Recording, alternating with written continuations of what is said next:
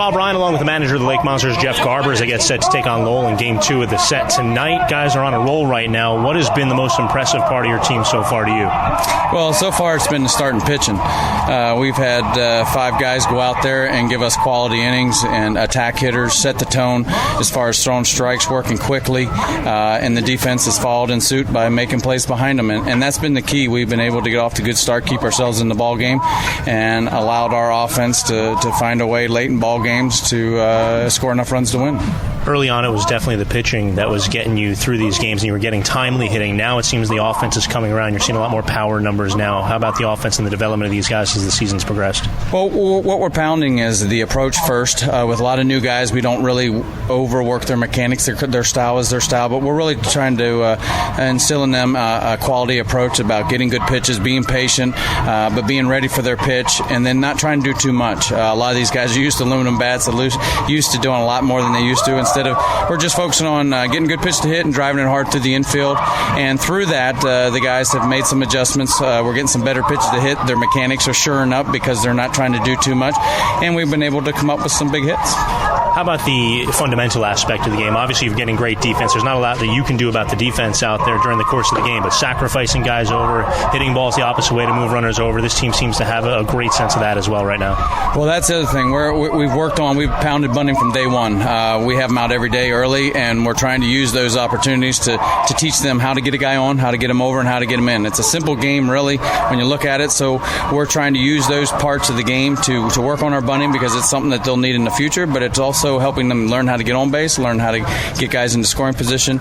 And then just like tonight, we're focusing on lefty. We're going to see the ball up, and we're just going to try to hit the ball up the middle the other way because, understand what their role is. Are they the on guy? Are they the get them over guy? Or are they the get them in guy? And, trying to keep it simple with them, and the group has responded so far. Obviously, at this level, you're going to have a different look to your team from year to year. Last year, it didn't seem to be a very aggressive team. This year, just about every 3-2 count, no matter how many outs there are, you're sending runners. There's a lot of hit and run going on. How about the aggressiveness with this particular lineup and how you've mixed that in?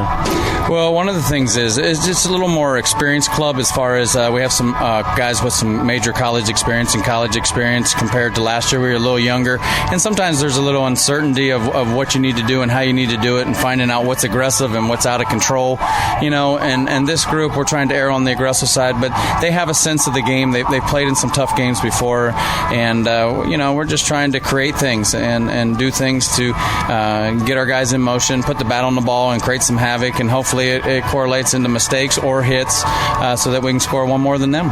Burlington hasn't seen a team like this ever at 11-3 right now. This is the best record they've had in 17 years.